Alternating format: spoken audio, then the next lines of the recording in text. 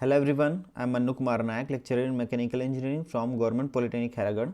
I welcome you all in this 24th lecture of Applied Mechanics lecture series on types of structural support. आज की इस video में हम structural support के बारे में कंप्लीट इन्फॉर्मेशन देने वाला हूं मैं इस वीडियो में। मेरे साथ इस वीडियो में पूरी तरह से बने रहिए, लास्ट तक वीडियो को देखिए। इस वीडियो में हम ये बात करने वाले हैं कि एक्टिव फोर्सेस क्या होते हैं, रिएक्टिव फोर्सेस किस तरह से आते हैं, रिएक्टिव मोमेंट क्या होता है।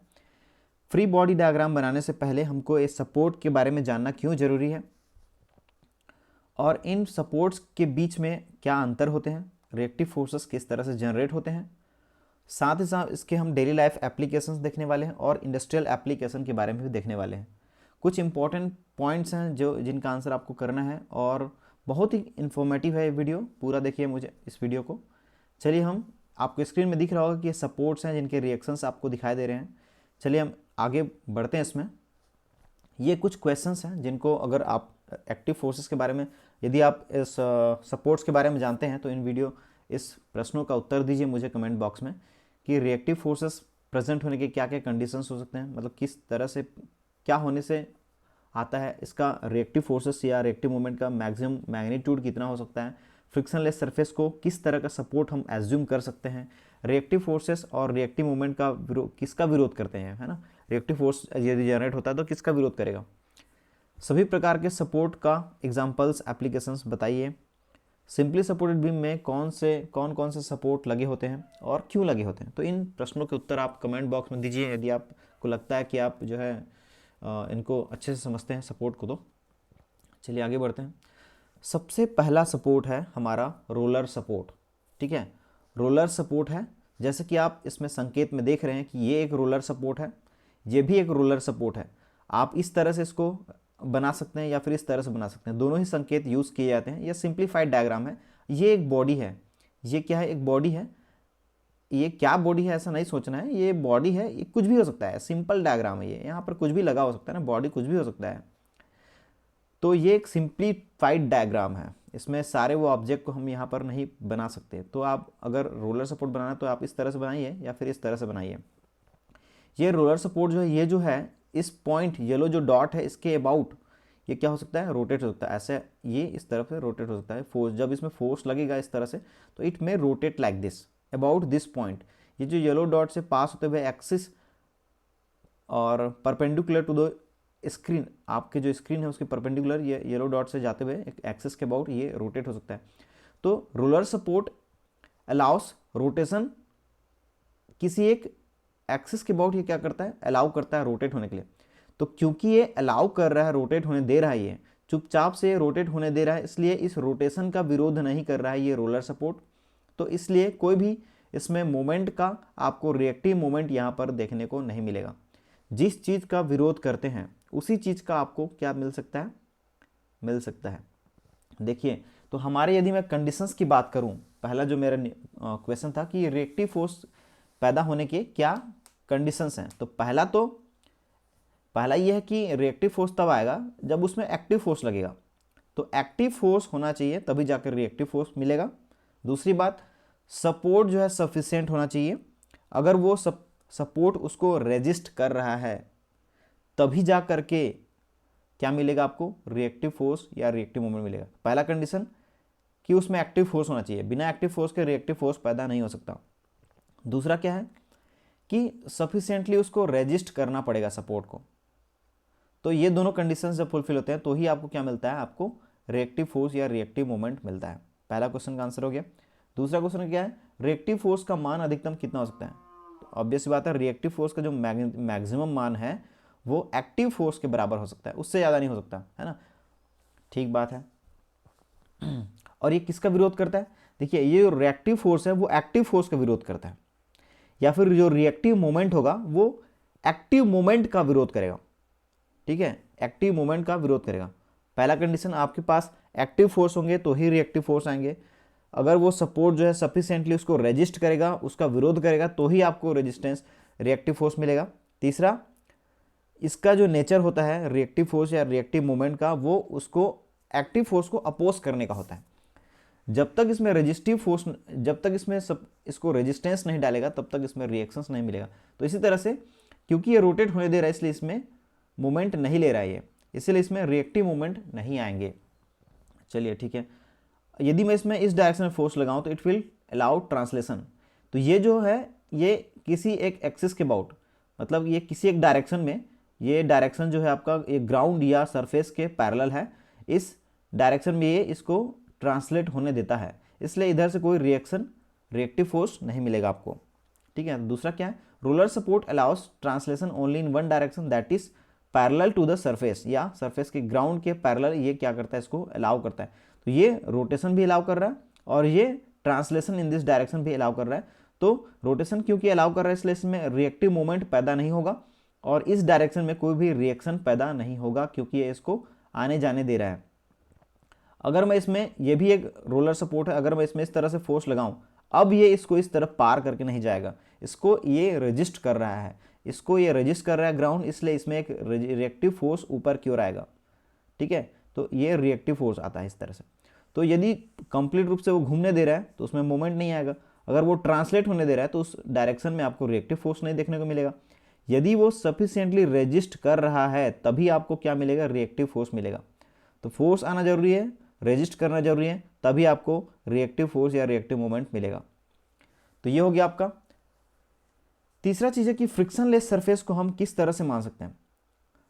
तो roller support resist translation perpendicular to the surface. ठीक है, ये ट्रांसलेशन परपेंडिकुलर सरफेस जो है क्या करेगा, ये करता है। तो इसमें सिर्फ एक वर्टिकल डायरेक्शन में रिएक्शन मिलेगा, हॉरिजॉन्टल डायरेक्शन में क्योंकि ये आने जाने दे रहा है इसलिए हॉरिजॉन्टल डायरेक्शन में कोई रिएक्शन नहीं मिलेगा, क्योंकि ये रोटेट होने दे रहा है इसलिए कोई भी रिएक्टिव मोमेंट इसमें नहीं आएगा। तो सिर्फ एक reactive force that is perpendicular to the surface और परपेंडिकुलर टू द ग्राउंड आपको मिलने वाला है, ये जिसको हम RY कह सकते हैं, यही सिर्फ आपको रिएक्शन मिलने वाला है इसमें।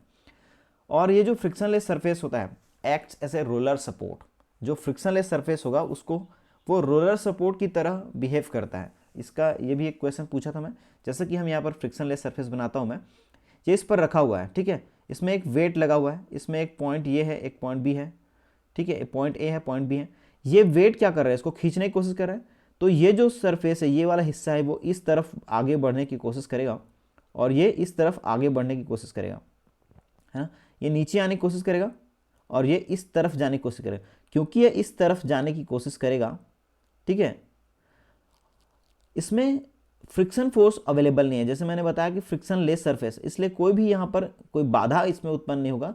सिर्फ ये जो ग्राउंड है, इसका वेट का जो कंपोनेंट है इसमें, ये ग्राउंड से आपको क्या मिलेगा, रिएक्शन फोर्स मिलेगा। यहाँ पर एक क्या मिलेगा, रिएक्शन फोर्स मिलेगा, दैट्स इट।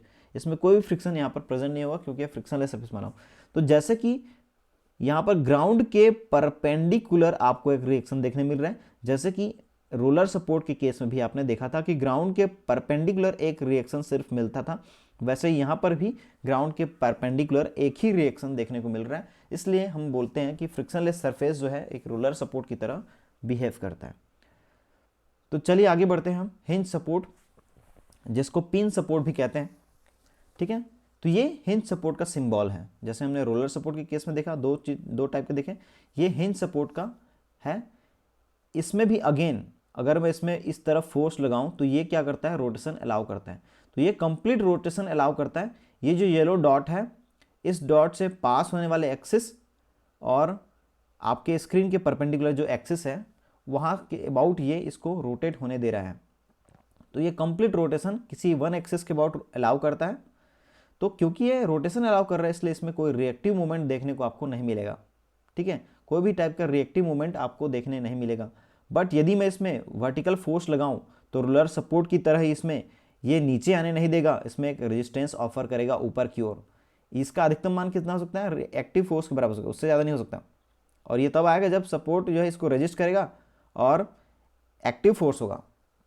यदि मैं मान लेता हूँ कि इस डायरेक्शन में, हॉरिजॉन्टल डायरेक्शन में फोर्स लगाता हूँ, रोलर सपोर्ट के केस में तो ये इस तरह ट्रांसलेट होने देता है, ये ट्रांसलेट होने नहीं देगा। बिकॉज ये ट्रांसलेट होने नहीं दे रहा है इसलिए इसमें एक रिएक्टिव फोर्स आएगा। तो इस तरह से इसमें दो टाइप के रिएक्टिव फोर्स हो जाएंगे, एक रिएक्टिव फोर्स एक्स डायरेक्शन में, एक रिएक्टिव फोर्स वाई डायरेक्शन में। एक रिएक्टिव फोर्स हॉरिजॉन्टल, एक रिएक्टिव फोर्स वर्टिकल, है ना। तो सरफेस में और एक सरफेस के परपेंडिकुलर दो ही रिएक्शन आर एक्स और आर वाई इसमें देखने को मिलेगा। कोई भी टाइप का इसमें मोमेंट नहीं मिलेगा आपको। तो prevents moment in all direction but allow rotation about one axis. इसमें 2 रिएक्टिव फोर्स होते हैं, एक एक्स डायरेक्शन में होता है और दूसरा वाई डायरेक्शन में होता है, depending upon the active force. यदि इस दिशा में फोर्स लगेगा तो इस दिशा में मूवमेंट मिलेगा, इस दिशा में रिएक्टिव फोर्स मिलेगा। यदि ऊपर से लगेगा तो नीचे से लगेगा। तो जैसा एक्टिव फोर्स होगा उसके अपोजिट उसको कैंसिल आउट करने के लिए रिएक्टिव फोर्स आपको जनरेट होगा। दोनों रिएक्टिव फोर्स आए ये कंपलसरी नहीं है, ध्यान दीजिएगा। अगर ये पिन सपोर्ट है या हिंज सपोर्ट है, 2 टाइप के रिएक्शंस इसमें हो सकते हैं। लेकिन यदि हॉरिजॉन्टल डायरेक्शन में कोई फोर्स ही नहीं लगेगा तो हॉरिजॉन्टल डायरेक्शन में रिएक्शंस भी नहीं लगेगा, दोनों हो सकते हैं, है ना, depending upon the active force आपको मिलेगा। ठीक है, अब आते हैं कि rough surface acts as hinge support. यहाँ पर देखिए रफ सरफेस यदि जो होता है वो हिंज सपोर्ट की तरह बिहेव करता है। जैसे मैं यहाँ पर बनाता हूँ, ये रफ सरफेस है, ठीक है, ये सपोर्ट है यहाँ पर, है ना, ये वेट के कारण से इधर आएगा, नीचे खिसकने की कोशिश करेगा, ये जो हिस्सा है वो नीचे आने की कोशिश करेगा, तो ये हिस्सा नीचे आने की कोशिश करेगा, ये हिस्सा इधर जाने की कोशिश करेगा, तो फ्रिक्शन फोर्स इसके जाने का विरोध करेगा, तो इस तरफ आएगा एक फ्रिक्शन फोर्स, इस तरफ आएगा और इसमें इस तरफ आएगा।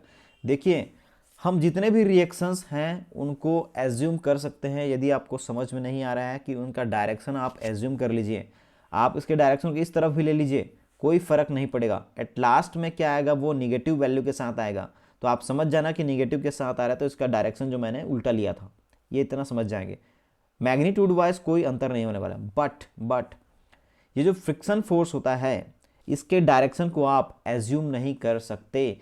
You can not assume the direction of friction force because, क्योंकि यदि मैं इसके डायरेक्शन को जैसे ऊपर लग रहा है तो मुझे ऊपर ही इसमें दर्शाना पड़ेगा और ऊपर ही लेकर के चलना पड़ेगा। अदरवाइज यदि मैं इसको नीचे लेता हूँ, फ्रिक्शन फोर्स के डायरेक्शन को उल्टा लेता हूँ, तो आपका मैग्नीट्यूड भी गलत हो जाएगा। इस बात को ध्यान रखेंगे। सारे फोर्सेस का डायरेक्शन आप एज्यूम कर सकते हैं, लास्ट में निगेटिव आने पर उसको रिवर्स कर दीजिए, कोई फर्क नहीं पड़ता। लेकिन फ्रिक्शन फोर्स के डायरेक्शन को आप इकलौता फ्रिक्शन फोर्स के डायरेक्शन को एज्यूम नहीं कर सकते, राइट डायरेक्शन लेना जरूरी है। ठीक है, तो यहाँ पर एक फ्रिक्शन फोर्स आएगा इन दिस डायरेक्शन, यहाँ पर फ्रिक्शन फोर्स आएगा अपवर्ड डायरेक्शन में। ठीक है, यदि मैं सपोर्ट को हटाऊंगा तो यहाँ एक रिएक्टिव फोर्स भी आएगा और यहाँ भी एक रिएक्टिव फोर्स आएगा। तो यहाँ आप देख पा रहे हैं कि यहाँ पर 2 हैं, जैसे हिंज सपोर्ट में 2 डायरेक्शन में आपको रिएक्टिव फोर्स देखने को मिलता है RX और RY, वैसे ही यहाँ पर भी 2 रिएक्शंस देखने को मिल रहे हैं। इसलिए ये जो रफ सरफेस है वो हिंज सपोर्ट की तरह बिहेव करता है, ऐसा माना जाता है। चलिए ठीक है, हम ये हिंज सपोर्ट में आ गए, पिन सपोर्ट में आ गए। लास्ट जो हमारा सपोर्ट है वो है फिक्स सपोर्ट। फिक्स सपोर्ट मतलब फिक्स फ्रॉम ऑल साइड, तो ये हर तरह से फिक्स हो गया है, इसलिए फिक्स सपोर्ट बोलते हैं। इसको रिजिड सपोर्ट भी बोलते हैं। इसमें यदि मैं फोर्स लगाता हूँ, ये किसी भी तरह से ये इसको रोटेट नहीं होने देगा। देखिए ये फिक्स है ना, मान लीजिए वेल्डेड सपोर्ट है या फिर इस जो दीवार में घुसा पड़ा ही है, या फिर वेल्डेड सपोर्ट है, कोई भी है जो एकदम टाइट फिट है, तो ये किसी भी तरह से इसमें अगर मैं मोमेंट लगाऊंगा तो ये मुड़ेगा नहीं, रोटेट नहीं होने देगा इसको। ये रोटेशन किसी भी तरह से अलाउड नहीं है, ना ही ये इधर जा सकता है, नहीं इधर जा सकता है, नहीं ऊपर जा सकता है, नहीं नीचे जा सकता है। तो किसी भी तरह का इसमें रोटेशन पॉसिबल नहीं है, किसी भी तरह का इसमें ट्रांसलेशन पॉसिबल नहीं है। तो fix support does not allow any kind of rotation और एनी काइंड ऑफ ट्रांसलेशन।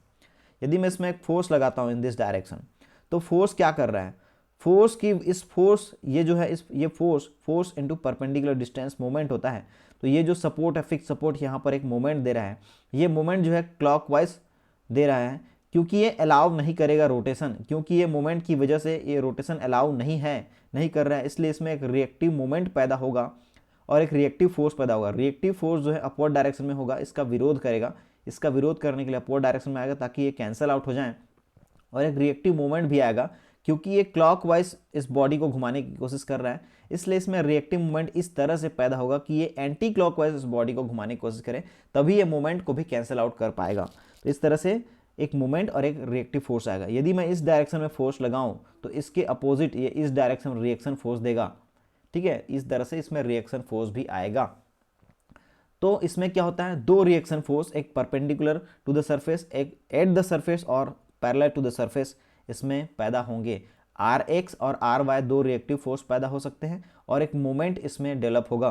तो इस तरह से 2 रिएक्शंस और एक मोमेंट इसमें आता है, क्योंकि इसमें किसी भी तरह से क्या है, अलाउड नहीं है। चलिए आगे बढ़ते हैं हम। तीनों में डिफरेंसेस देख लेते हैं कि किस तरह से इनमें डिफरेंस होता है। पहला तो हमारा सिंबल है कि रोलर सपोर्ट को हम इस तरह से दिखाते हैं या फिर इस तरह से दिखाते हैं, हिंज सपोर्ट को इस तरह से दिखाते हैं। ये आपका बॉडी है जो कुछ भी हो सकता है, कैसे भी शेप का हो सकता है। ये कोई बॉडी है ऐसे मत बोलना, ये कोई बॉडी है भाई, ऐसा बॉडी थोड़ी होता है। ये कुछ भी बॉडी यहाँ पर हो सकता है, उसको हम यहाँ पर थोड़ी बना सकते हैं, है ना। तो ये क्या है, हमारा हिंज सपोर्ट है, ये हमारा फिक्स सपोर्ट है। रोलर सपोर्ट के केस में ये जो सरफेस होता है उसके परपेंडिकुलर डायरेक्शन में सिर्फ एक रिएक्शन मिलता है, बाकी ये ट्रांसलेशन होने देता है, रोटेशन होने देता है, इसलिए नहीं मिलता है। हिंज सपोर्ट के केस में ये सरफेस के परपेंडिकुलर एक रिएक्शन मिलेगा और एक सरफेस पे एक रिएक्शन मिलेगा, या फिर पैरेलल टू द सरफेस एक रिएक्शन मिलेगा, आर वाई और आर एक्स दो रिएक्शंस मिलेंगे। और ये क्योंकि इसको रोटेट होने देता है इसलिए इसमें रिएक्टिव मूवमेंट नहीं आएगा। फिक्स सपोर्ट के केस में आर एक्स और आर वाई भी मिलेंगे, इसके साथ साथ एक मूवमेंट भी मिलेगा क्योंकि ये इसको रोटेट नहीं होने देता। ठीक है, इसमें रोटेशन अलाउड नहीं है इसलिए इसमें मूवमेंट भी आएगा। तो इसमें एक reactive force perpendicular to the surface, इसमें दो reactive force, one perpendicular to the surface, one at the surface और पैरेलल टू द सरफेस। इसमें दो रिएक्शंस के साथ साथ इस ऐसे रिएक्शंस के साथ साथ एक मूवमेंट भी मिलेगा। चलिए, क्या अलाउ करता है roller support? Roller support allow rotation about one axis, है ना। ये जो येलो डॉट दिख रहा है इससे पास होते हुए एक्सिस की इमेजिन कीजिए आपके स्क्रीन के परपेंडिकुलर, तो वो उस एक्सिस के अबाउट ये रोटेशन अलाउ करता है। और ये वन डायरेक्शन में, इस तरह से किसी एक डायरेक्शन में ये ट्रांसलेशन अलाउ करता है। ठीक है, जबकि हिंज सपोर्ट क्या करता है, सिर्फ रोटेशन, है ना। इस येलो डॉट्स के अबाउट जो है ये क्या करता है, एक एक्सिस के अबाउट रोटेशन सिर्फ अलाउ करता है, ये कुछ भी अलाउ नहीं करता, कोई भी ट्रांसलेशन कोई भी रोटेशन ये अलाउ नहीं करता फिक्स सपोर्ट। तो ये तीनों में अंतर हो गया।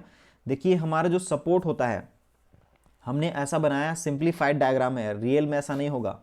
ठीक है, तो आप कैसा इसमें रिएक्शंस मिल रहे हैं या फिर कौन कौन से डायरेक्शन में अलाउ कर रहे हैं, वैसा उसके हिसाब से आप किसी भी सपोर्ट को इन तीनों में से किसी एक कैटेगरी के अंदर में डाल सकते हैं, है ना।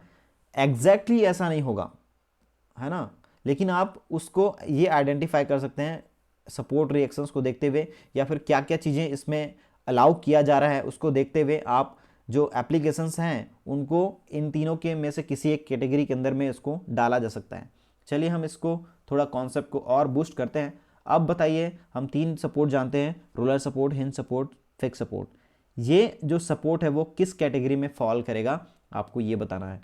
ये पिन सपोर्ट है, इसमें मान लीजिए एक जो है पिन लगा हुआ है या किल लगा हुआ है, पिन लगा हुआ है, ये बॉडी है, ये कौन सा सपोर्ट बन रहा है आपका? अपना जो आंसर है वो कमेंट बॉक्स में कमेंट कीजिए मुझे। चलिए, अगर मैं इसमें फोर्स लगाता हूं तो ये रोटेट कर जाएगा। ठीक है, ये क्या कर जाएगा, रोटेट कर जाएगा। बट इसमें मैं फोर्स लगाऊं तो ट्रांसलेट नहीं करेगा। कौन सा सपोर्ट हुआ? ये सिर्फ रोटेशन अलाउ कर रहा है एक पिन लगाने की वजह से, इसलिए ये हिंज सपोर्ट हुआ। चलिए, इसमें आ जाते हैं। इसमें मैं मान लेता हूँ दो पिन लगा दिया, इसमें एक पिन लगाया था, इसमें दो पिन लगा दिया। अब दो पिन लगाने की वजह से इसमें कोई रोटेशन नहीं हो पाएगा भाई, नहीं ट्रांसलेशन होगा, नहीं रोटेशन हो पाएगा, क्योंकि दो पिन लग गया ना। करके देखना घर में प्रैक्टिस, इसको प्रैक्टिकल करके देखना, दो पिन लगा देना, ये किसी भी तरह से रोटेट नहीं हो पाएगा, फिर इसमें फिक्स हो जाएगा ये।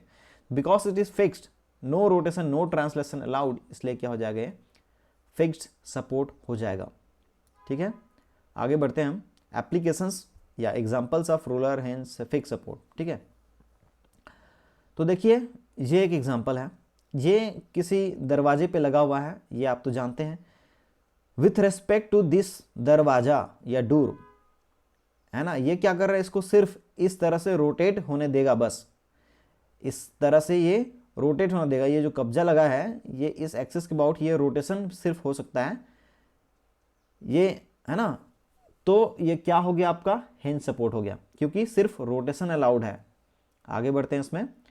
ये लैपटॉप का, इसको हिंज ही बोलते हैं वैसे तो आप जान सकते हैं, क्योंकि ये स्क्रीन को अप एंड डाउन रोटेशन सिर्फ दे सकता है ना। ये इसमें फोर्स लगाओगे तो ये इसको उखड़ करके इससे बाहर नहीं चला जाएगा, तो ये भी क्या है, हिंज सपोर्ट है। It only allow us rotation about this axis, इसलिए हिंज सपोर्ट हो गया।